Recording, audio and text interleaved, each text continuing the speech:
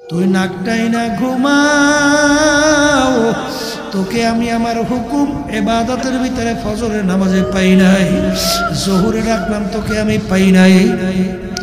আসরে ডাকলাম পাই নাই, মাগরিবে ডাকলাম তোকে আমি পাই নাই, এশায় ডাকলাম তোকে আমি পাই নাই, রমজানের রোজা রাখার জন্য বললাম তোকে রোজা রাখো নাই, হারাম হালাল তমিজ করে খাইতে চলতে বললাম খাও নাই চলো নাই, সুন্নাত তরিকার উপরে চলতে বললাম চলো নাই, এখন তোকে আমার ইবাদতে পাই নাই, এখন তোর বিচার তুই কর। গাবি গরু দুধ পাও নাই, জবাই দিয়া গোস্ত পাক করে খাইলি,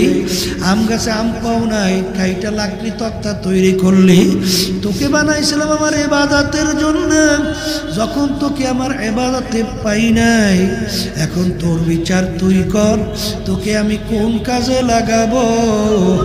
অন্য মানুষ তোকে জবাই কইরা খাইবে, তাও তো জায়েজ রাখলাম না। এ বান্দা বান্দি মনে রাখিস, আমার একটা কাজ আছে, আমার একটা চুলা আছে, ওই চুলার নাম হলো জাহান্নাম।